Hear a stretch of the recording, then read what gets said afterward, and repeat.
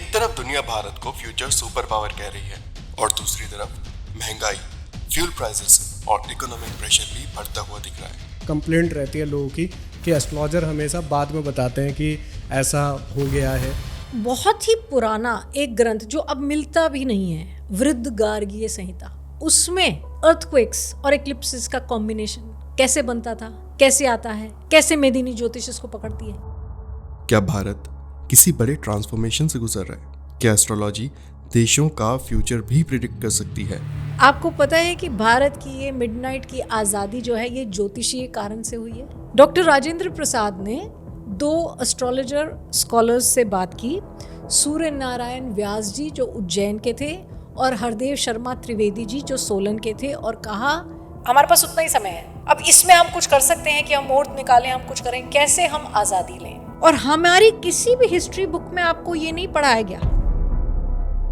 आज हम बात कर रहे हैं मंडेन एस्ट्रोलॉजी की, एक ऐसी ब्रांच जो नेशंस, पॉलिटिक्स, इकोनॉमी और ग्लोबल इवेंट्स को एस्ट्रोलॉजी के थ्रू एनालाइज करती है।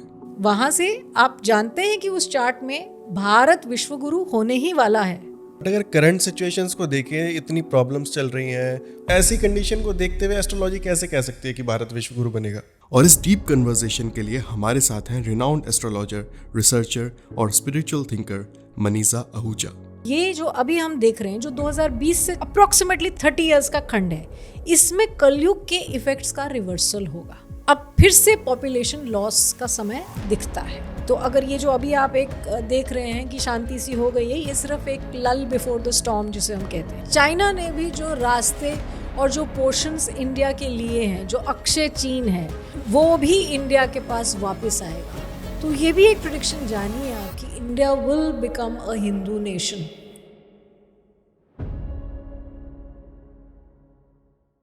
Manisha ji, welcome to the Pixel Talks. Thank you नमस्कार मैम, कैसे हैं? For inviting me. नमस्कार टू यू। अभी तक एक्चुअली हमने काफ़ी सारे एस्ट्रोलॉजी के ऊपर पॉडकास्ट करे हैं, तो कहीं ना कहीं हमने एक वर्ड सुना था, मुंडेन एस्ट्रोलॉजी। बट अभी जब हम आपके चैनल हमारे सामने आया, हम आपका कंटेंट देख रहे थे, तो पता लगा कि आप उसमें कितना डीपली काम कर रहे हैं। तो हमने सोचा कि क्यों ना मैम को ही बुलाया जाए, मैम को इनवाइट किया जाए और इस सब्जेक्ट पे अच्छे से बात करी जाए। क्योंकि अभी अगर देखा जाए ना, तो करंट जो वर्ल्ड की और इंडिया की सिचुएशन चल रही है, तो कहीं ना कहीं हमें इस सब्जेक्ट को समझने की भी ज़रूरत थी। तो व्हाट्स बेटर देन दिस? बिल्कुल, क्योंकि मैंने कई सारे आपके एपिसोड्स भी देखे, उसमें जैसे आप कई लोग, जैसे अभी मैं आपका कुछ थोड़े दिन पहले का ही एक एपिसोड देख रहा था, तो उसमें जो एंकर थी उन्होंने बोला कि कंप्लेंट रहती है लोगों की कि एस्ट्रोलॉजर हमेशा बाद में बताते हैं कि ऐसा होगा या हो गया है। पर आपकी जो प्रेडिक्शंस है वो ज़्यादातर आप 2021 में ही कर चुके थे। जो अमेरिका और ईरान के बीच में चीज़ें चल रही हैं, वो आपके चैनल पे 2021 में ही आ गया था जी। तो मैं भी आज समझना चाहूँगा, शिवम भाई के साथ हमने सोचा कि क्यों ना हम इस एस्ट्रोलॉजी के बारे में भी जाने, क्योंकि अभी तक हमने इसके लिए कोई भी एपिसोड नहीं बनाया है, फर्स्ट एपिसोड है। तो आज थोड़ा बेसिक से स्टार्ट करेंगे मैम। पहले समझेंगे कि एक्चुअली में है क्या, कैसे काम करती है, आम लोगों के लिए कैसे ये इम्पैक्टफुल है और कितनी ये मदद कर सकती है चीज़ें। तो बेसिक से स्टार्ट करते हैं मैम। पहले देखिए, मेदिनी ज्योतिष, मंडेन को हम मेदिनी ज्योतिष कहते हैं। मेदिनी ज्योतिष आप जानते हैं, जैसा हम कई बार फिल्म्स में देखते हैं, या जो अगर रीसेंट पास्ट थोड़ा सा देखें तो हम कहते हैं कि वराह मिहिर, विक्रमादित्य, राजा विक्रमादित्य, विक्रम संवत तो हम सबको ही पता है ना, राजा विक्रमादित्य के नवरत्नों में से एक थे। मेहरौली और जो आपका कुतुब मीनार है ना, जो कि एक ऑब्जर्वेटरी था, तो मेहरौली मिहिरावली है। वराह मिहिर के नाम से मिहिरावली है एन ऑब्जर्वेटरी, जिसको आप मेहरौली बोलते हैं, ये उस वराह मिहिर के नाम पर है, जो राजा विक्रमादित्य के नवरत्नों में से एक थे। ठीक है। और विक्रम संवत 2083 चल रहा है। हम संवत भी उसके हिसाब से, राजा विक्रमादित्य का दिया गया संवत्सर, जिसे हम विक्रम संवत के नाम से चलाते हैं, राजा विक्रमादित्य।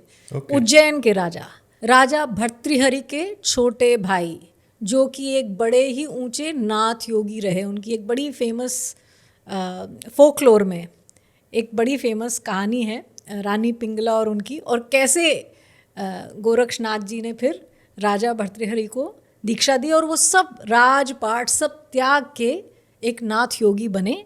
और उनके छोटे भाई राजा विक्रमादित्य ने फिर शासन संभाला उज्जैन का। ओके। और ये जो आप, जब हम छोटे थे, मैं छोटी थी, मैं तो आपसे उम्र में बहुत बड़ी हूँ, जब हम छोटे थे तो एक विक्रम और बेताल एक कहानी आती थी। जी, जी, जी। ये उसी राजा विक्रमादित्य की है। अगर आज भी आप उज्जैन जाएंगे तो एक जगह है जिसे सिद्धवट के नाम से पूजा जाता है, वहाँ पर एक शिवलिंग भी है अब तो। उस स्थान पर ये विक्रम बेताल की, मतलब वो वहाँ वो जो सिद्धवट है वो वट पर बेताल था, ये वो कहानी है। अच्छा। ओके। तो पहले आंसर में ही इतना हमें तो समझ आ गया कि हमें अभी बहुत कुछ नहीं पता। और बहुत कुछ जानना है हमें अभी। नहीं, क्यों नहीं। तो देखिए, वराह मिहिर का एक मॉन्यूमेंटल वर्क है बृहत संहिता। बृहत संहिता कोई भी खरीद सकता है, कोई भी पढ़ सकता है, मगर बड़ा डिटेल्ड सब्जेक्ट है मेदिनी ज्योतिष पर। ओके। अब ये एक, मैं मेदिनी ज्योतिष का थोड़ा एक हिस्टोरिकल वो दे रही हूँ। अब हम सब जानते हैं कि हमने भी देखा है कि राजाओं के दरबारों में ज्योतिषी रहे, जी। तो वो सिर्फ उस समय ये तो नहीं बताते थे कि आज आपको कौन सी विवाह करना चाहिए, नहीं करना चाहिए। वो कहते थे आज कूच करना चाहिए या नहीं, इससे समझौता करना चाहिए या नहीं, ये जो अब बच्चा पैदा हुआ है जो फ्यूचर किंग बनेगा, इसका कैसा शासन रहेगा। तो हम ये सब जानते हैं। एक बड़े फेमस ज्योतिषी थे जिनको अब जैसे जैसे समय बीत गया तो उनको ज्योतिष राय बोलते हैं, वो ज्योतिक राय। अकबर के दरबार में एक हिंदू ज्योतिषी उस दरबार का राज ज्योतिषी था, ज्योतिक राय। आपको अकबरनामा, जहांगीरनामा, अगर आप ये सब पढ़ें तो इनमें भी आपको एस्ट्रोलॉजिकल इन्फ्लुएंसेस, रेफरेंसेस मिलते हैं। राजाओं की गद्दी कितने, कब बैठे वो, क्या चल रहा था, क्या मूवमेंट थी स्टार्स की, और मैं कोट करूंगी एक दो पॉइंट्स। Okay. ठीक है। तो ज्योतिक रॉय, और अब ये ज्योतिष राय बना दिया लोगों ने, मगर ज्योतिक रॉय। ठीक है। तो राजाओं के दरबार में ऐसे अनेकानेक ज्योतिषी, राज ज्योतिषी जिसे हम कहते थे, वो यही तो देखते थे, वो यही तो कहते थे कि अब आप लड़ सकते हैं, नहीं लड़ सकते हैं, क्या समय ये ठीक है कूच करने का, क्या नहीं है। तो ये तो है ही। अब मैंने आपको, अब जो आखिरी हमारे पास ग्रंथ है वो बृहत संहिता उनमें से एक है। संवत्सर संहिता भी एक ग्रंथ कहा गया है, मगर जो बहुत ही पुराना एक ग्रंथ जो अब मिलता भी नहीं है। आप भी आज खरीदने की, बृहत संहिता तो आपको मिल जाएगी क्योंकि बीवी रमन के पिताजी ने उसे ट्रांसलेट किया है। कमेंट्री आपको बीवी रमन जी के पिताजी की मिल जाएगी। ओके। अब गर्ग संहिता के बारे में सबने सुना है। गर्ग संहिता में लोग, जो आप जानते हैं ना, बहुत से लोग कहते हैं कि श्रीमद् भागवत में श्री राधा का नाम नहीं है। जी। बहुत आजकल बहस करते हैं ये लोग, जी। ये तो है ही नहीं, ये तो है ही नहीं। उन सबको कहिए गर्ग संहिता पढ़ें। ओके। गर्ग संहिता में उन्हें समझ में आ जाएगा राधा जी कहाँ कहाँ हैं। और मैं तो इस पे बहुत डिटेल में बात करती हूँ, पर ये फिर सब्जेक्ट से कहीं और चला जाएगा अगर मैंने बहुत से रेफरेंसेस देने मैं लग गई राधा जी के तो। पर गर्ग संहिता श्री कृष्ण की लीलाओं के का जो एक ऐसा विवरण है, एक बड़ा ही डिवोशनल टेक्स्ट है गर्ग संहिता। मगर एक वृद्ध गर्ग संहिता है, उसे वृद्ध गार्गीय संहिता कहते हैं। उसमें अर्थक्वेक्स और एक्लिप्सिस का कॉम्बिनेशन कैसे बनता था, कैसे आता है, कैसे मेदिनी ज्योतिष इसको पकड़ती है, वृद्ध गार्गीय संहिता। अच्छा। Okay. आज की डेट में ये इजीली अवेलेबल भी नहीं है। हम भी बहुत सी पब्लिकेशंस से बात करते हैं कि कहीं से वो किताब मिले, एक दो जगह उसके कुछ रेफरेंसेस मिलते हैं, पर आज तक मैं भी उस किताब को ढूंढ नहीं पाई हूँ। अच्छा। ओके। है ना। जबकि मेरे ज्योतिष गुरु राव सर उसको रेफ़र करते हैं, बीवी रमन ने गार्गीय संहिता को रेफ़र किया है, मगर अभी मिली नहीं है। हो सकता है किसी लाइब्रेरी में ज़रूर मिल जाए, मगर ऐसे अवेलेबल नहीं है वो टेक्स्ट खरीदने के लिए। तो ये कुछ ऐसी बुक्स, अद्भुत सागर 11वीं सेंचुरी में लिखी गई एक राजा के द्वारा किताब, जो फिर से वृद्ध गार्गीय संहिता को रेफ़र करती है। ओके। ओके। पर अद्भुत सागर अवेलेबल है। मगर देखिए, मैं आपको यहाँ पर राव सर के बारे में बोलूँगी। वो रिटायर किया as director general Indian audit services. उसके बाद, रिटायरमेंट के बाद, उन्होंने भारतीय विद्या भवन को सेटअप किया। और मैं, आप कह सकते हैं, मतलब उनकी एक शिष्य हूँ। ठीक है। जिसने बहुत समय उनके साथ बिताया। एक है कि आप बस एक वो 6 महीने का आप कोर्स करें उनके साथ। हम उन लोगों में से हैं। मैंने आपको, जैसे अभी मैं पॉडकास्ट से पहले बता रही थी, हफ्ते में 5 दिन तो हम उनके घर जाते थे, वो फ़ोन करते थे। मैं ऑफिस से फ्री होती थी, अब 6:30 7 बज रहे थे, मनीषा तुम आ जाओ, चाय पीते हैं। उनके लिए ये बड़ा फेमस था कि हम जाते थे, वो कहते आप अगर राव सर के शिष्य हैं तो वहाँ बैठ के 2-3 बार तो चाय पियेंगे आप। कई बार 10 बज जाते थे हमें वापस जाते हुए। ओके।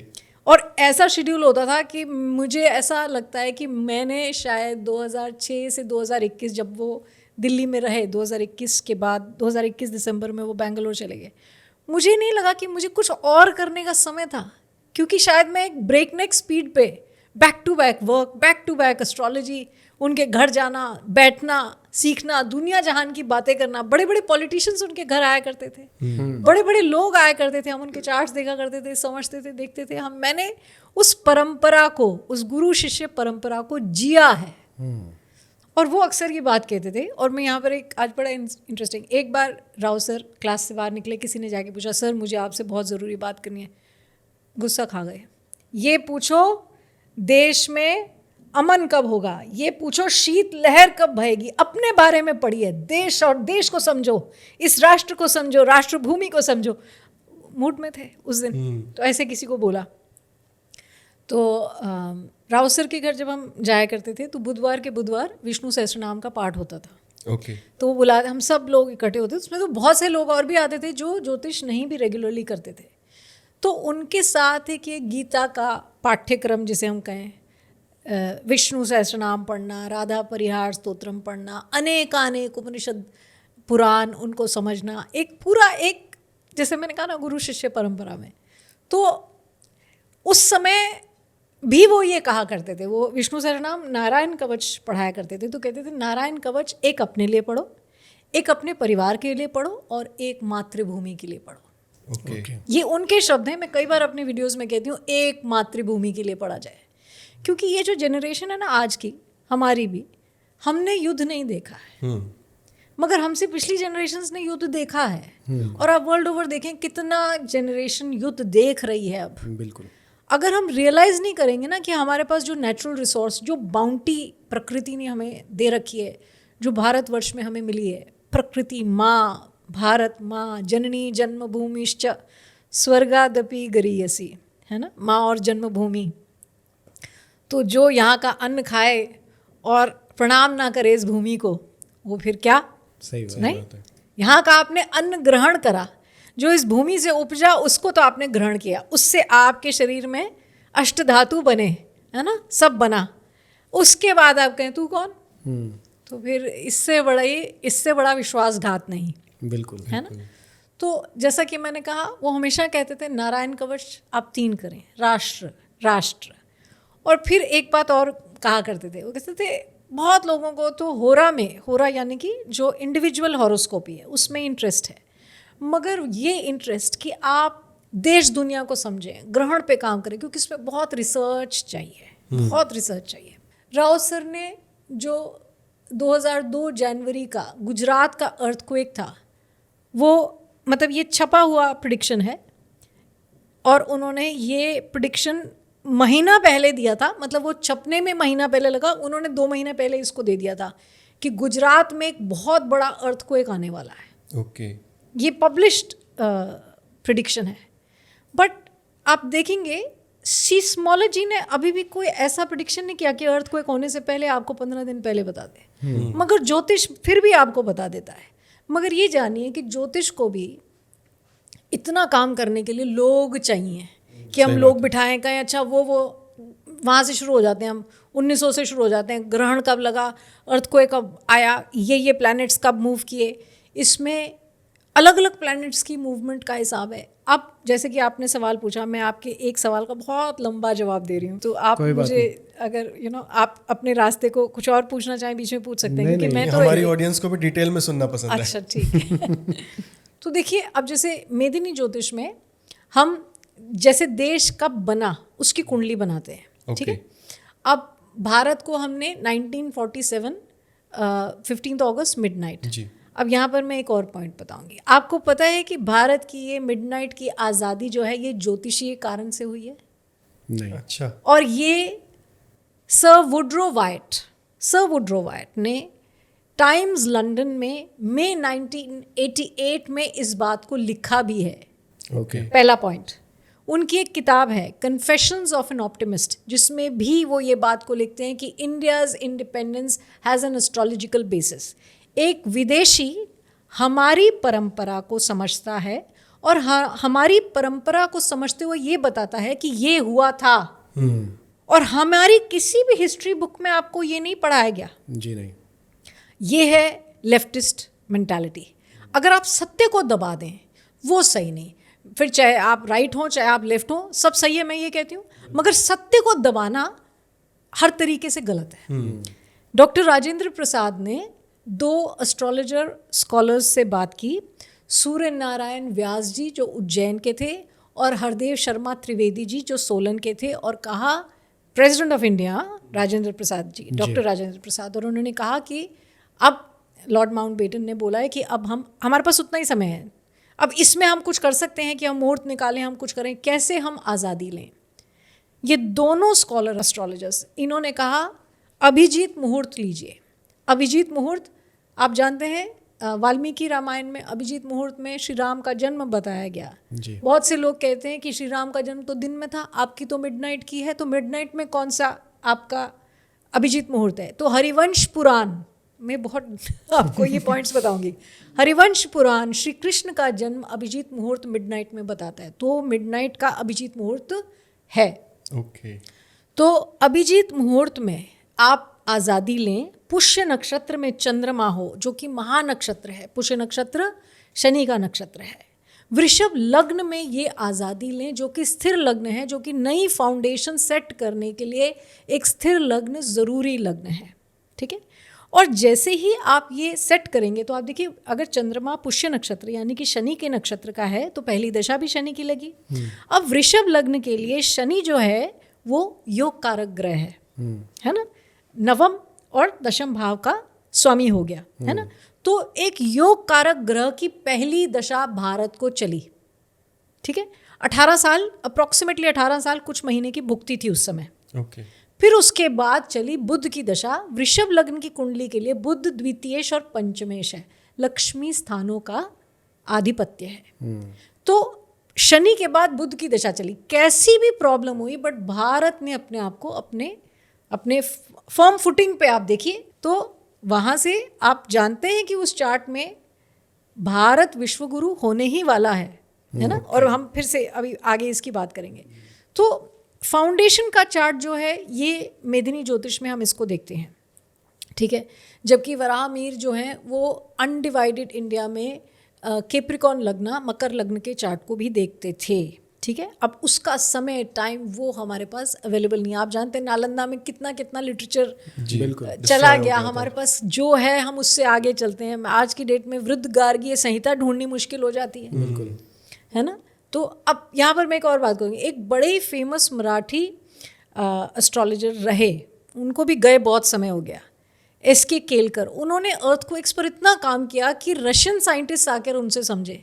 उनका लिटरेचर मराठी में वो कहाँ लुप्त हुआ पता नहीं, कुछ भी नहीं पता लगा।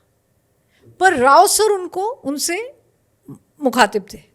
वो अब राव सर भी 95 ईयर्स के हैं। अब वो इन्फॉर्मेशन हमारे पास नहीं है। तो यहाँ अभी भी इस भारत भूमि में, इस तपस्वी देश में अभी भी ऐसे छुपे गुणी, कुछ जैसे हमने अपने गुरु से सीखा, ऐसे कुछ लोग जिनके पास वो पुरानी विद्या की समझ है। देखिए आज तो ऐसे बस एक इसको रीमिक्स बना के बेचने वाले बहुत लोग हैं जी, बिल्कुल। मगर जो गुणी व्यक्ति है, जो ये बताए कि ऐसा होगा, ऐसा होने वाला है, वो लोग कम हैं। और मैं उनको, वो हमारे गुरुओं की श्रेणी के जो लोग हैं, कुछ उसमें चले गए, किन्होंने तो लिटरेचर ही नहीं लिखा। तो ऐसी बहुत सी चीज़ें हैं इस देश में, बहुत से लुप्त रहस्यमयी बातें। मतलब मैंने ऐसे लोग देखे हैं जिनको ऐसी सिद्धियां हैं, और यहाँ मैं ज्योतिष की बात नहीं करी, जो आपको बिना चेहरा देखते हैं वो बता देते हैं, अगला पिछला बता देते हैं। बिल्कुल। तो ऐसा है।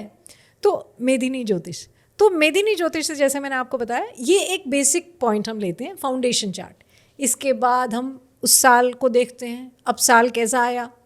जो पहला नवरात्र है वो हमारा चैत्र शुक्ल प्रतिपदा का चार्ट हो जाता है। उससे मैं हर साल प्रेडिक्शन करती हूँ ये साल में क्या क्या होगा। ओके। फिर उसके बाद हम हर संक्रांत लेते हैं, संक्रांति का चार्ट, जिस मोमेंट की संक्रांति है उसका चार्ट लेते हैं। संक्रांति का चार्ट आपको 1 महीना मोटा मोटा बता देता है ओके। है ना। फिर आप उसको चैत्र शुक्ल प्रतिपदा का साल भर का चार्ट, कंट्री का चार्ट, ऐसे तीनों को पढ़ते हैं। फिर जब आपको अर्थक्वेक्स पढ़ने होता है पक्ष कुंडली बनाते हैं, एक एक पक्ष की कुंडली बताते हैं, ये पक्ष में क्या होगा, ये पक्ष में क्या होगा, ये पक्ष में क्या होगा। अब जैसे मैं आपको यहाँ पर एक छोटा सा पॉइंट बताती हूँ। आपने देखा अभी ट्रेन्स में आग लगी, कुछ ऐसे इंसिडेंट्स हुए, पिछले 1-2 इंसिडेंट्स हुए। अभी आप देखेंगे 1 जून से 20 जून के बीच में भी आगजनी के इंसिडेंट्स होने वाले हैं। ये पक्ष कुंडलियाँ बता देती हैं। ओके।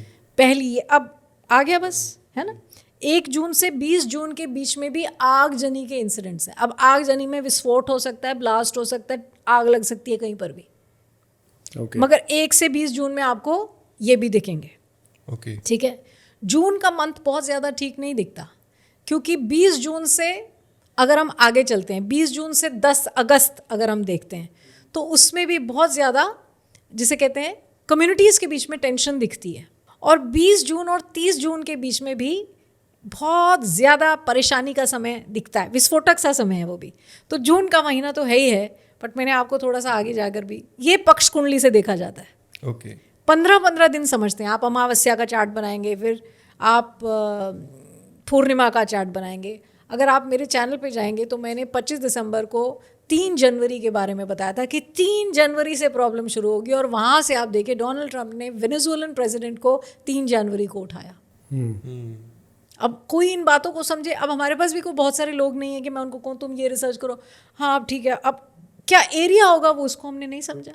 हमने कहा ये प्रॉब्लम होगी, पर यूएस की इकोनॉमी कोलैप्स करेगी, वो परेशान होगा, मैं 5 साल से बता रही हूँ। तो मैम जैसे अभी भी आपने पीछे मेंशन किया था कि जब आपने देखा भारत की कुंडली आपने देखी, तो अभी आपने बोला कि भारत आगे जाके विश्व गुरु बनेगा जी। बट अगर करंट सिचुएशंस को देखें, इतनी प्रॉब्लम्स चल रही हैं, वॉर सिचुएशन आ रही है, अगर हम अभी करंट बात करें तो पेट्रोल के प्राइसेस हाई हो रहे हैं, गोल्ड खरीदने से मना किया गया है, तो ऐसी कंडीशन को देखते हुए एस्ट्रोलॉजी कैसे कह सकती है कि भारत विश्व गुरु बनेगा?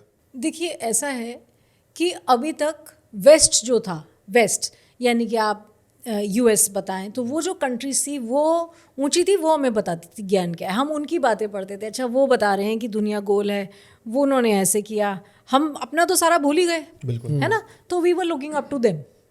इट वाज, अब सूर्य तो ज्ञान जो है वो तो ईस्ट में ही राइज करता है, तो अब ये जो है ना कि ज्ञान ईस्ट में राइज करता है, अब now the world will look towards India. पर आपकी बात पे मैं आती हूँ, आपने कहा सब कुछ इतना परेशानी का विषय चल रहा है तो कैसे, मगर जब तक चर्न नहीं होगा तब तक कहानी में ये जो काल चक्र घूम रहा है। अब पहले अगर हम कहते थे ओ द वेस्ट इज, हमारी अपनी एक इतनी ऊंची सभ्यता है, उस पर हम पीठ दिखाए खड़े हैं और किसी और को कह रहे हैं जो कि अभी कायम हुआ है उसको बता रहे हैं जिसका बहुत ज़्यादा गूढ़ ज्ञान भी नहीं है। जब काल चक्र अपनी गति पर आता है, मूवमेंट लेता है, तो ये जो अभी हम देख रहे हैं जो 2020 से चला, ये एक प्रकार का खंड प्रलय है। ओके।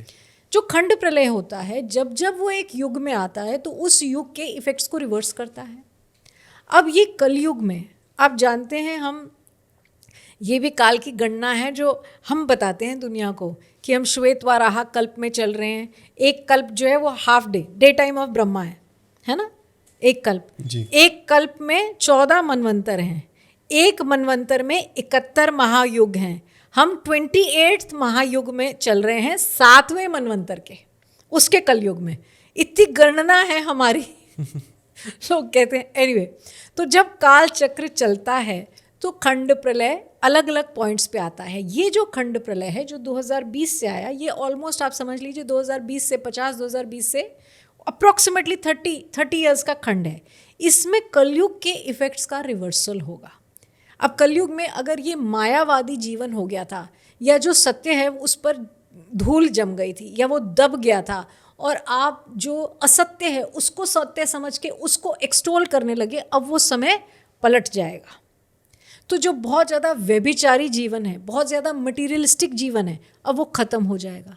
जब ऐसा होगा एनर्जी क्राइसिस आके ही रहेगा, क्योंकि अगर एनर्जी क्राइसिस नहीं आएगा तो आप तो इंडस्ट्रियल रेवोल्यूशन ऐसी होगी कि जो रहा, अब तो आप जानते हैं ज़मीनें, फार्मर्स अपनी ज़मीनें बेच रहे हैं और उस पर बिल्डिंगें बन रही हैं, है ना। अब तो आप उपजाऊ ज़मीन पर भी बिल्डिंग्स बना रहे हैं। तो कभी तो इस इफेक्ट का रिवर्सल आएगा ना। ये वो समय शुरू है 20 से 50। ओके। अच्छा।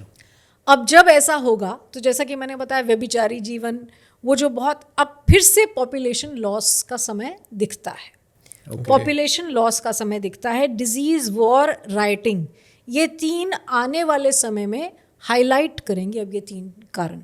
ओके। जब ऐसा होगा और मैंने कहा कि सत्य जो शाश्वत सत्य है वो उजागर होगा तो फिर से भारत की तरफ विश्व मुड़ेगा, क्योंकि इतनी नेचुरल कैलामिटीज़ दिखती हैं।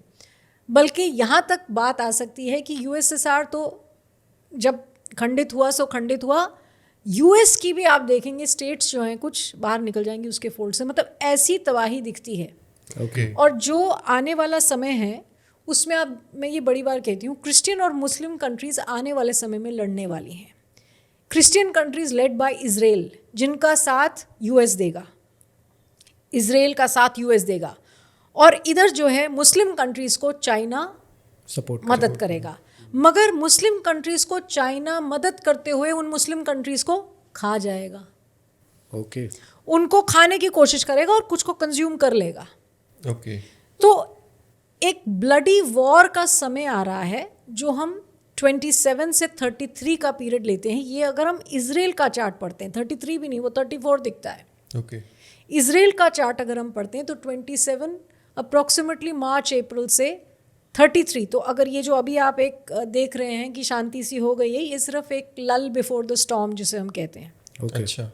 तो ऐसा नहीं होगा कि शांति पड़ जाएगी, ये तो एक लॉन्ग ड्रॉन वॉर है जिसमें इस प्रकार से पोलराइज्ड दुनिया चलेगी। और ये पोलराइजेशन की तो लोग तो आज बात करते हैं, मैं 2020 से वीडियोस करती हूँ जिसमें मैं कहती हूँ ये ऐसे होगा, फिर इंडिया 2029 जून से जून 32 के बीच में, जून 2032, ये 3 साल इंडिया के लिए भी ट्रबलसम होंगे।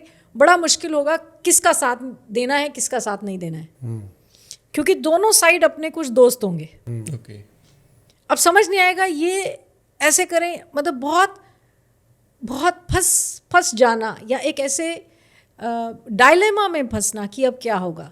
तो जैसा आप जानते थे ना, जैसे यूरोप में वो क्रूसेड्स होती थी ना, अब फिर से वैसी ही वो सिविलाइजेशनल वॉर का समय आ गया है। अब इस सिविलाइजेशनल वॉर में छोटी मोटी आहत तो सबको होगी। अब आप कहें इसमें भारत बिल्कुल ऐसे इंसुलेट होकर रहेगा तो ऐसा तो नहीं हो सकता। बिल्कुल। तो यहाँ पर भी आप देखेंगे राइटिंग लिखी है, और एनर्जी क्राइसिस जो आप कह रहे हैं ना अभी बढ़ने वाला है। अच्छा। अगर अभी हम इसको जो हमने कहा है ये एनर्जी क्राइसिस है, तो अभी आगे बढ़ने वाला है। इमीडिएटली आप देखेंगे, इमीडिएटली एनर्जी क्राइसिस बढ़ने वाला है, क्योंकि मटीरियलिस्टिक और एक वो जो कहते हैं ना हिडोनिस्टिक लाइफ जो है वो जीते हुए अब लोगों को उसमें कमी करनी पड़ेगी। तो जब तक झंझोड़ा नहीं जाएगा, झकझोड़ा नहीं जाएगा, तब तक आप जागेंगे नहीं, आपको समझ नहीं आएगा पैसे की वैल्यू है, पानी की वैल्यू है, नेचुरल रिसोर्सेज की वैल्यू है, पेट्रोल की वैल्यू है। ये समझ आने के लिए एक बार तो जोर पड़ेगा। अब एक बार 2020 में कोरोना आया था, फिर 21 में कोरोना आया, थोड़ा सा दुनिया समझी, पर फिर अपने व्यभिचार पे चल पड़ी है। तो समझने के लिए अब ये याद रखिए, there are no coincidences, there are no coincidences, it is all in the divine scheme of things, है ना। तो आप ये जानिए कि ये जो इज़राइल यूएस एक तरफ और इधर मुस्लिम कंट्रीज़ हैं और चाइना इनके साथ, मगर आप ये देखिए मिडिल ईस्ट भी बहुत ज़्यादा it will see very difficult times, okay. And Europe will see some bloody years ahead, अच्छा। Bloody years ahead. अब इस सारे में जब आप देखेंगे जर्मनी, जापान, यूएस, इज़राइल, ये एक साइड हो जाएगा। इज़राइल तो एक ब्लडी वॉर लड़ने वाला है, और जो बहुत लॉन्ग ड्रॉन वॉर होगी जिसमें बहुत ह्यूमन लाइफ जाएगी। अच्छा। बहुत ह्यूमन लाइफ जाने वाली है वॉर्स में। अब ये आप जान लीजिए, ये एक साइड पर लोग हैं और इधर दूसरी साइड पे लोग हैं, मगर इसमें कंट्रीज़ अपना बिलीफ सिस्टम बदल देंगी। मतलब मैं कई बार कहती हूँ, जैसे कि आप जानते हैं मलेशिया, नेपाल, अब तो ये भी हिंदू नेशंस नहीं रहे, मगर ये भी हिंदू हो जाएंगे। भारत तो होगा ही। देखिए, there are so many Muslim countries, so many Christian countries, but Hindus need to have a country. Not that इसमें सही गलत, मतलब इसमें भी हमें ऐसा लगता है, ये बोलने में हमें ऐसा लगता है नहीं ये तो गलत हो जाता है, oh how we need to feel guilty, हमारा कंट्री कैसे हो सकता है। मतलब इससे बड़ी बेवकूफ़ी क्या होगी। ये इसलिए है क्योंकि इंडिपेंडेंस के चार्ट में और रिपब्लिकन इंडिया के चार्ट में, सिर्फ इंडिपेंडेंस नहीं, रिपब्लिकन इंडिया दोनों के चार्ट में राहु लग्न में है। So there is a policy of pseudo secularism. Okay. हमें अपनी ही जगह को, अपनी एक कंट्री को अपना कहने में कैसे कह सकते हैं, ताकि हम अब यहाँ से भी हमारा, यहाँ ये भी हमारा न रहे, फिर क्या रहेगा हमारा? आप बताइए, ये भी हमारा न रहे तो फिर क्या है हमारा? कहाँ ये इतनी ऊंची पद्धति, वर्शिप की इतनी ऊंची पद्धति कहाँ है ये, जैसे यहाँ है? सही बात। बिल्कुल। सदियों से चला आ रहा वो सिस्टम, एक सनातन प्रवाह जिसे हम कहते हैं, जिसे आप अगर सेंट्स को देखें, जिन्होंने रामानुजाचार्य, आदि शंकराचार्य, वल्लभाचार्य, मध्वाचार्य, आप देखें चारों कोनों से इंडिया के, it is the eternal current of India, the spiritual current of eternal India. इसको मिटाना नामुमकिन है। तो ये भी एक प्रेडिक्शन जानिए आप कि India will become a Hindu nation. Okay. और आगे जाके, बहुत आगे जाके, इमिजिएटली अभी नहीं, मगर चाइना ने भी जो रास्ते और जो पोर्शंस इंडिया के लिए हैं, जो अक्षय चीन है, और वो भी इंडिया के पास वापस आएगा। जो कैलाश मानसरोवर की जो यात्रा है ना, अब हम कहते हैं थोड़ा हमें उधर जाना पड़ता है चाइना की तरफ, एक समय आएगा कि वो पूर्णतया that area will belong to India and people will go to that place. This will happen. Okay. आप ये बात जानिए कि उत्तर भाद्रपद नक्षत्र से जब शनि चलता है, उत्तर भाद्रपद मीन राशि में नक्षत्र, ये मीन राशि में आता है और शनि अभी मीन राशि में ही चल रहे हैं जी। उत्तर भाद्रपद से ये नक्षत्र जब चलता है और आगे जाके ये पुनर्वसु तक जाता है, तो इसके बीच में बहुत से चेंजेस आते हैं। पुनर्वसु माने, पुनर्वसु बृहस्पति का नक्षत्र है और ये कर्क में आता है ना, आप जानते हैं ये, है ना। और ये बृहस्पति का नक्षत्र और फिर शनि का भी जो नक्षत्र है पुष्य नक्षत्र, तो ये उत्तर भाद्रपद से पुष्य नक्षत्र का जो जर्नी है, इसमें बहुत से चेंजेस आएंगे, बहुत से वर्ल्ड ओवर चेंजेस आएंगे। जैसे पावर्स अभी स्टैक्ड हैं, वो काल चक्र बिल्कुल आप कहेंगे उल्टा हो गया, घूम गया। मैं कहती हूँ जैसे पहले था वैसे हो गया। अच्छा। जैसे पहले था वैसे हो गया। आप देखिए अपने स्कल्पचर्स को देखिए आप भारतवर्ष में। वो अलग बात है कि नॉर्थ इंडिया में इन्वेडर्स ने एक भी पुराना टेम्पल नहीं छोड़ा, मगर आप साउथ ऑफ इंडिया जाएं, आप अपने ही आर्किटेक्चर को देखें और आप जानें कि किस प्रकार के लोग यहाँ हुए हैं, who have walked this earth in flash and blood, जिन्होंने वो सब किया है। आपके सामने जागरूक हैं वो, आप जाइए एक बार। अब वो अलग बात है, ऐसा नहीं है कि वो सिर्फ वहाँ था, वो यहाँ भी था, मगर ये खंडित हो गया। ये इलाका जो है, इसकी क्या दुर्गति या दुर्दशा की गई, और इसीलिए हम अपनी ही संस्कृति को भूल गए, है ना। मगर अब जब उत्तर भाद्रपद नक्षत्र से पुष्य की जो जर्नी है शनि की, यानी कि मीन से जो कर्क राशि की जर्नी है शनि की, उसमें आपको फिर से ये कालचक्र बदलता हुआ दिखेगा। और ये अब 2025 में मीन राशि में शनि का प्रवेश हुआ और उसका 25 का अंत होते होते उत्तर भाद्रपद नक्षत्र में प्रवेश हुआ।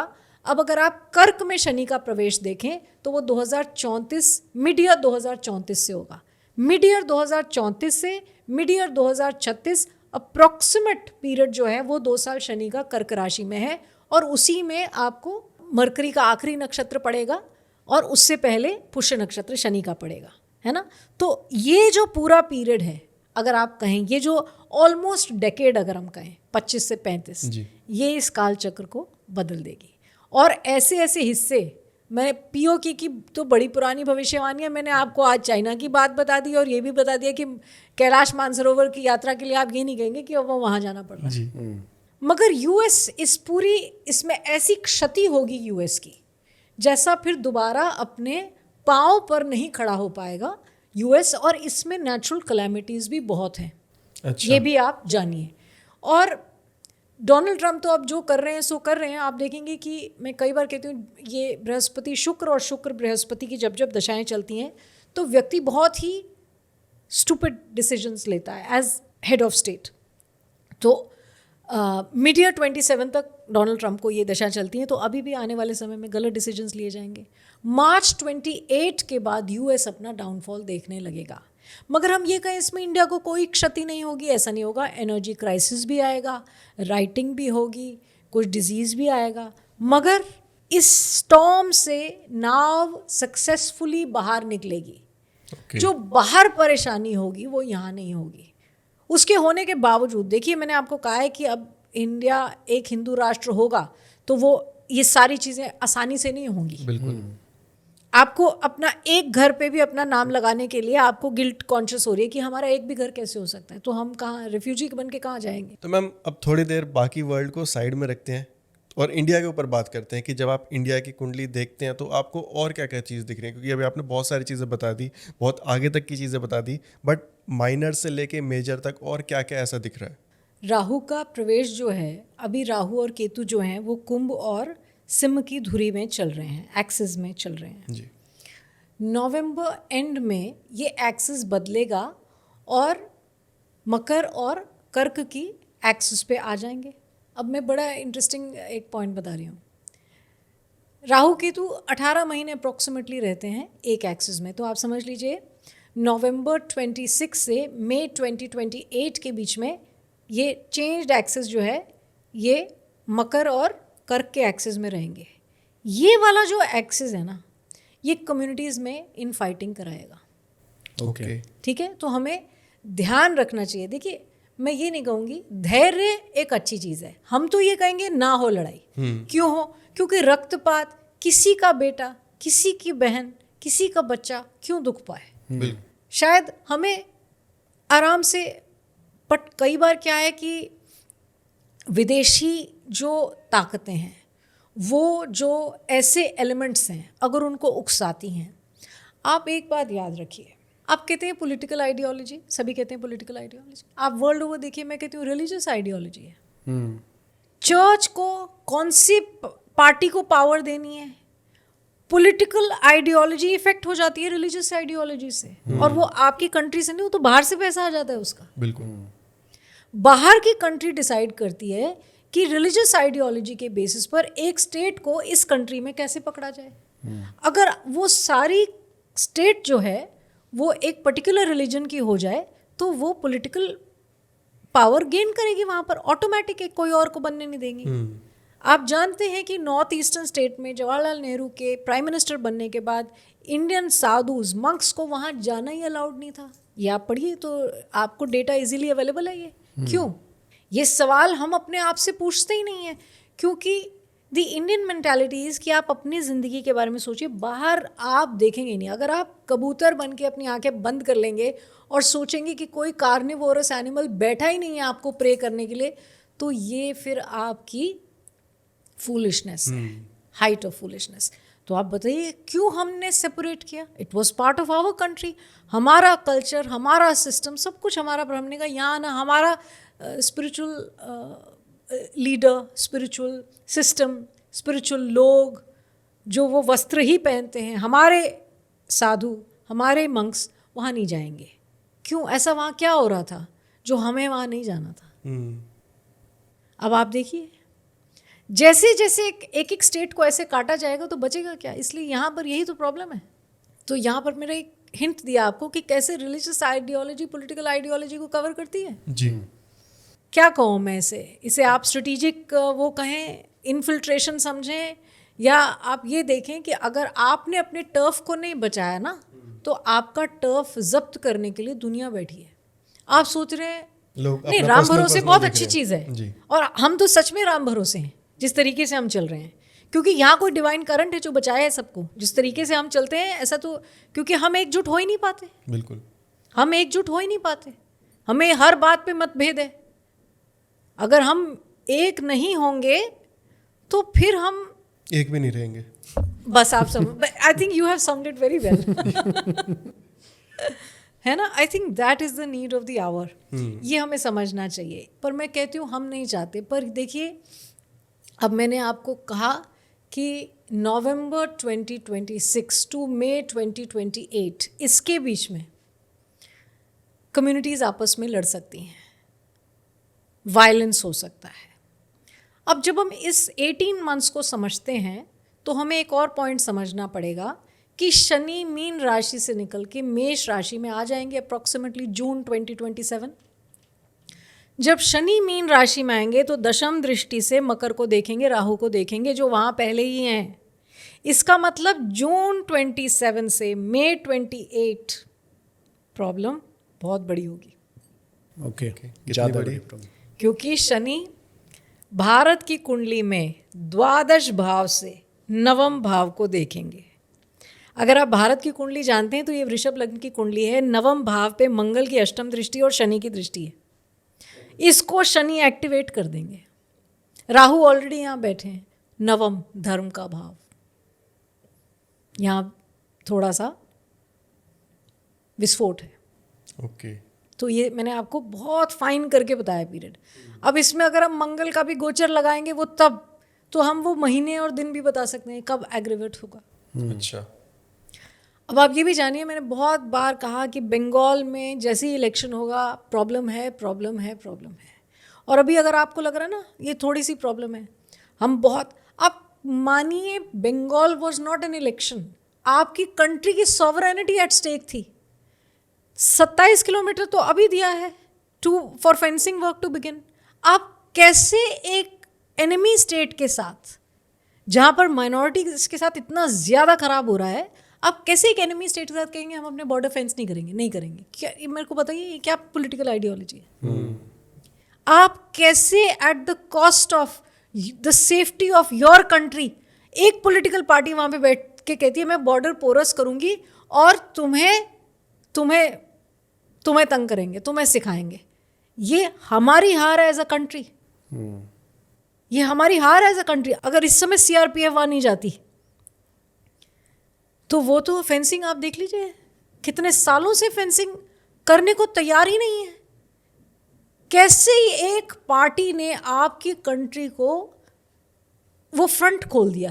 वो दुर्ग होता था ना, राज्य का दुर्ग, आप कहते थे दुर्ग नहीं खोलेंगे, तो एक पॉलिटिकल पार्टी ने दुर्ग खोल दिया आपकी कंट्री का एक, और आपको पता भी नहीं है क्या डैमेज हुआ है अभी तक। क्यों? क्योंकि आप अपने अपने एसी कमरों में बैठे हैं और आपको पता ही नहीं है, आपको समझ ही नहीं है। और जो कहता है वो आप कहते हैं पागल है तू, अपना खाना देख, अपना बैंक देख। आपको नहीं पता एक दिन ये सब कोलैप्स कर जाएगा सिस्टम, फिर आप क्या कहेंगे? फिर आप में वो रेवोल्यूशनरी ब्लड जागेगा। आपको पहले ही सतर्क होना पड़ेगा।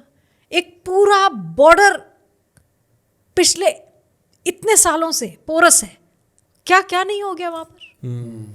ये मैं नहीं कह रही हूँ, I was hearing an interview and I am not coating the channel, और दे वर सेइंग,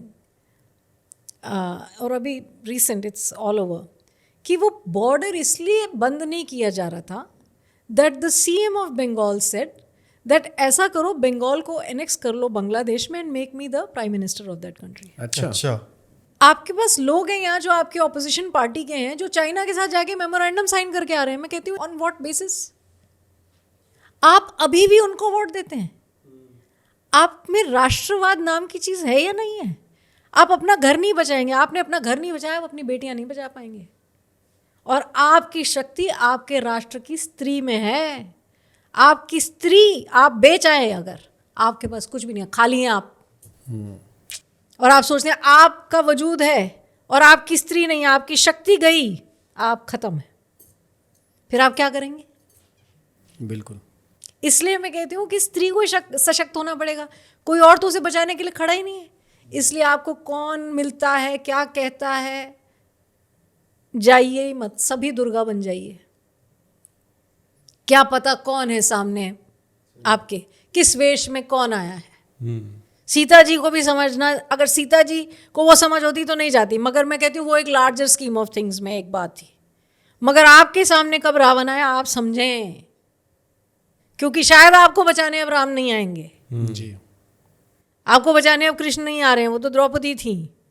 आपको खुद ही अस्त्र शस्त्र उठाने पड़ेंगे। तो अगर शक्ति बच गई, और ये एक तांत्रिक प्रिंसिपल है, इसको आप भूल जाइए कि हम लेडी को कह रहे हैं आप शक्ति, आपका पैसा, आपकी ज़मीन, आपकी स्त्री आपकी शक्ति है। ये गया, आप अपनी ज़मीन ऐसे बांटते गए। जिस पाकिस्तान को आपने कितनी बार युद्ध में जीत लिया, मतलब युद्ध में हरा दिया, आपने अपनी ज़मीन उनसे वापस नहीं ली कि नहीं हम जीत गए हैं, नहीं तुम ही रखो। ज़मीन शक्ति है। लड़ाई शक्ति पे ही होती है हमेशा। जब लड़ाई होती है तो क्यों इन्वेडिंग आर्मीज, क्यों उस जगह की औरतें ले जाया करती थी, क्यों जौहर होता था, हम नहीं समझेंगे, फिर कौन समझेगा? अभी भी आंखें बंद हैं सबकी, मतलब जागना तो पड़ेगा आई थिंक। जैसे आप अभी मैम बंगाल के लिए बोल रहे थे कि बंगाल्स पे अभी आपने देखा कि सब कुछ चेंज हो गया बिल्कुल, हाँ जी। और इतने सालों से चीज़ें उसमें चल रही थी कुछ ना कुछ। अभी आपने बोला कि 28 तक का टाइम भी बहुत ज़्यादा हमारा इधर उधर होने वाला है। हाँ, मगर मैं यहाँ पर एक छोटा सा पॉइंट ऐड करूँगी। जून 2029 से जून 2032 इंडिया के लिए एक वीक समय होगा। वीक समय है, कमज़ोर है। क्यों? क्योंकि इस समय शनि रोहिणी का भेदन करेंगे। इस समय में हमारे लिए एक नेशनल वीकनेस का पीरियड आता है। ओके, ये आप जानिए। तो कहानी मई 28 पे ख़त्म नहीं होगी, क्योंकि जून 29 से जून 32 फॉरेन पावर्स भी इंडिया को बहुत परेशान करेंगी, हमारे बॉर्डर्स पे भी परेशानी। वो 3 साल हमारे लिए कमज़ोरी के हैं। उसके बाद इंडिया सक्सेसफुली राइज कर जाएगी। वो पॉइंट है जहाँ पर कालचक्र टर्न करता है। ओके जी, अब आप बोलिए। पर इसमें अभी जैसे कुछ चेंजेस मेरे को अभी भी दिखाई दे रहे हैं हम लोगों को, क्योंकि अभी एक पार्टी उभर के आ रही है जिसको कॉकरोच पार्टी बोल रहे हैं। और कॉकरोच पे ये है कि अगर इंस्टाग्राम पे देखेंगे 5 दिन में 13 मिलियन पार गए हुए हों, और ये लगा लीजिए 11 मिलियन पे हमारी जो बहुत पुरानी एक पार्टी है जिस कांग्रेस, और 8 मिलियन पे बीजेपी है जो अभी हमारे राष्ट्र पे। तो कितना उनका फ्यूचर क्या दिखता है आपको? देखिए, सच बात तो ये है कि मैंने ना अभी स्टडी नहीं किया, और मैं आपसे ज़रूर कहूँगी इसका फॉर्मेशन टाइम या जैसे भी आप मुझे दीजिएगा, कभी अगले पॉडकास्ट में इसको ज़रूर डिस्कस करेंगे। मगर देखिए, it reminds me of Gen Z, and it is Gen Z. कई बार फॉरेन पावर्स भी सेंट्रल गवर्नमेंट्स को डिस्टेबलाइज करने के लिए किन्हीं ग्रुप्स को यूज़ करती हैं। I am not sure this is that group, I am not sure. As long as you are nationalist और आप इस देश के इसके बैलेंस को समझते हैं, फिर चाहे आप ओल्ड ब्लड हैं या न्यू ब्लड हैं, यू आर वेलकम। मैं तो ये कहती हूँ, बिल्कुल, है ना। अब मगर किन्हीं पार्टीज़ को सिर्फ फॉरेन पावर्स अगर फ्यूल करें एक कंट्री को डिस्टेबलाइज करने के लिए, नेपाल में ऐसा हुआ, बांग्लादेश में ऐसा जी हुआ है। और आप जानते हैं कि हमारी स्टेबल गवर्नमेंट से बहुतों को तकलीफ है, बिल्कुल, और इंटरनली भी बहुतों को तकलीफ है। तो इसलिए एक बार को मन में ये विचार आता है कि is this for real, and if they are for real God bless them, if they are not, फिर मैं तो ये कहूँगी कि मेरा देश की रक्षा होनी चाहिए। पर इसमें मैम जैसे आपने इस पार्टी के बारे में तो चलो आपने बताया कि आपने स्टडी नहीं किया, हाँ, पर जो हमारी प्रेजेंट पार्टी है या फिर जो इंडिया का फ्यूचर जो भी आपने प्रेडिक्शंस वगैरह हाँ। किए, तो उसमें कहीं आपको इस तरीके का कुछ दिखाई देता है कि कोई न्यू पार्टी उभर के आ रही है या फिर कुछ इस तरीके का? देखिए, मैं आपको ये बता दूं कि 2029 का भी जो चुनाव है वो बीजेपी ही जीतेगी। अच्छा, ठीक है, तो 2029 में भी बीजेपी पावर में आएगी, इसमें कोई दो राय नहीं है। ओके, मगर prime minister Narendra Modi, and he has done some very good work, but वो अपना ये जो करंट टर्म है इसे कंप्लीट नहीं कर पाएंगे। मैं ये नहीं कहती हूँ कि कोई ऐसा कोई बहुत बड़ी, मैं किसी घटना की बात नहीं कर रही, पर जैसे रिले रेस में आप बेटन आगे विलिंगली फॉरवर्ड कर देते हैं जी, तो बेटन आप विलिंगली फॉरवर्ड कर देंगे, अब वजह कोई भी बने उसकी। ओके, तो प्राइम मिनिस्टर नरेंद्र मोदी अपना ये टर्म कंप्लीट नहीं कर पाएंगे। ये मैंने बहुत पहले, बहुत पुरानी प्रेडिक्शन है ये मेरी एबीपी न्यूज़ पे। उसके बाद बहुत से लोग ये बात कहने लग गए, मैं खुद ही सुनती हूँ, मैंने ही जो महीने बताए वही बताते हैं, मैंने उसको थोड़ा एक्सटेंड कर दिया है। तो मैं सुनती हूँ कि फिर लोग कहते हैं ये हमारी प्रेडिक्शन में, इनका वो जब इलेक्शन हुई थी तब बताया था मैंने। Anyway, तो ये आप जानिए। तो बीजेपी का ये तो मैंने आपको बताया। अगर आप जैसे अगर दिल्ली की बात करते हैं और आम आदमी पार्टी की बात करते हैं, तो चीफ मिनिस्टर अरविंद केजरीवाल जी के बारे में भी हमने ये बोला था कि एक बहुत वीक पीरियड आएगा, मगर कहानी अभी ख़त्म नहीं हुई है। अच्छा, कहानी अभी ख़त्म नहीं हुई है, मगर अभी जैसे कहते हैं ना कि अभी फिर से एक बार उबाल आएगा, मगर वो थोड़े समय के लिए आएगा, फिर कहानी ख़त्म हो जाएगी। अच्छा, ओके, ख़त्म मतलब फिर वीक हो जाएगी, वीक विकेट जैसे मैं कहती हूँ, वीक हो जाएगी। बहुत सारी ऐसी पार्टीज है जो आई फिर। हाँ, मगर अभी एक बार और का रहता है। अभी आप कहें कि इट्स ओवर, ऐसा नहीं है। अभी एक बार और एक कमबैक होगा, उतना प्रकार का कमबैक नहीं है। वो जिसे कहते हैं कि देखिए जब विरोध में आप बहुत सारे लोग जुड़ जाते हैं, जी। अब आप कहें उसका विरोध करने में मेरा कमबैक हो गया, तो वो कमबैक अपने आप में दमदार नहीं होता, क्योंकि वो आपके बलबूते पे नहीं है, उसके अगेंस्ट आपने कमबैक किया। तो वो कमबैक जो है फिर बहुत दिन रहता नहीं है। तो yes they will be some better days but they will be few, only few. मतलब वो बहुत लंबी, वो एक शॉर्ट इनिंग है। अच्छे दिन आएंगे मगर थोड़े समय के लिए आके निकल क्या जाएंगे। सत्ता में आ पाएंगे वो वापस, या फिर सत्ता में यानी कि अब कोई चीफ मिनिस्टर बन पाएंगे?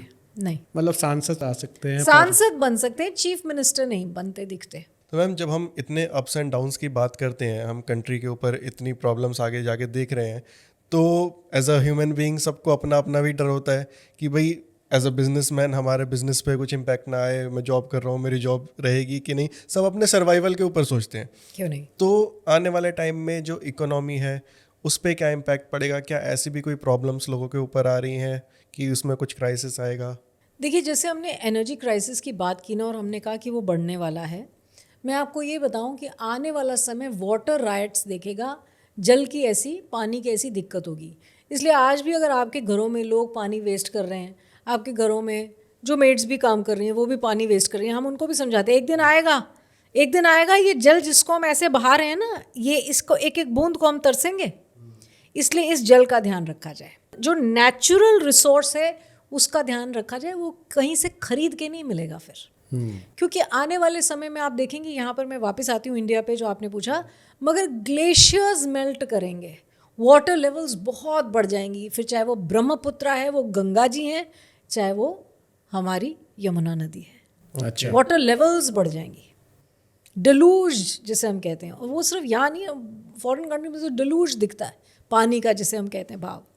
अगर हम इंडिया में देखें, देखिए एक व्यभिचारी जीवन से दूर जाना होगा। सत्य को समझने के लिए आपको एक मटीरियलिस्टिक जीवन से थोड़ा दूर जाना होगा। इसलिए बेफालतू के खर्चे करने बंद कर दीजिए। ओके। तो ये जो क्रेडिट कार्ड वाले लोग हैं, जो अनेकानेक प्रकार के या बहुत सारे क्रेडिट कार्ड्स रखते हैं और सोचते हैं कि लाइफ इज़ सब कुछ कार्ड पे चल रहा है, या फिर देंगे, फिर इसका भुगतान फिर करेंगे।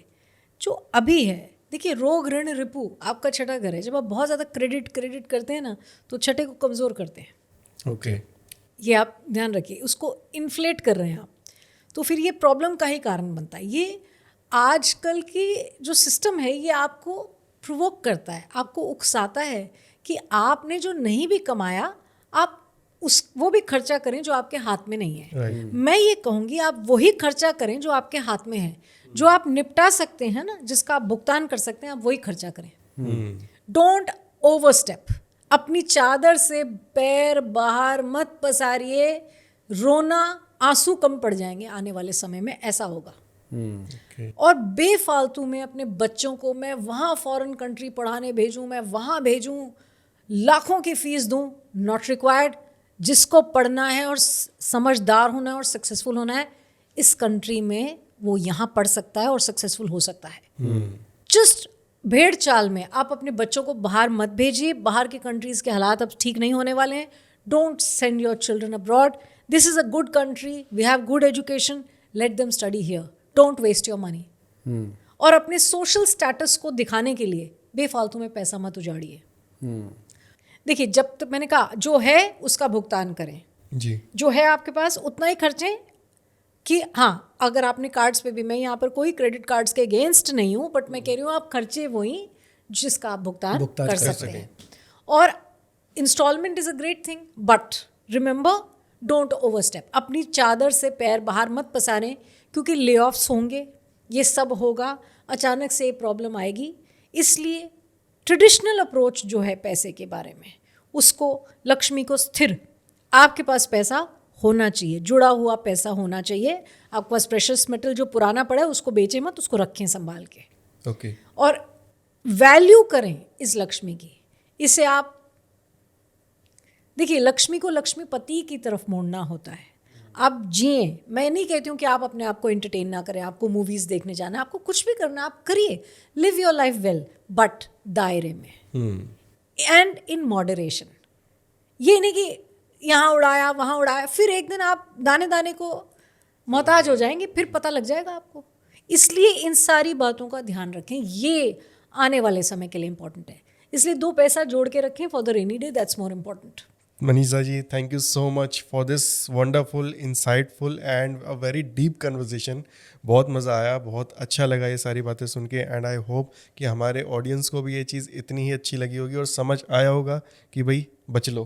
बिल्कुल। और ये जो एपिसोड था ये बिल्कुल भी किसी को डराने के लिए नहीं था। नहीं, ये नहीं। सिर्फ और सिर्फ इसलिए था कि लोग अवेयर हो जाएं क्यों नहीं, और बिल्कुल। अपना फ्यूचर ज़्यादा अच्छे से जी पाए और अपनी जो भी जिस कंडीशंस में वो फंसे हुए वहाँ से वो निकल पाए। तो ma'am thank you so much. Thank you Thank so you. much for coming on the show. Thank you, thank you.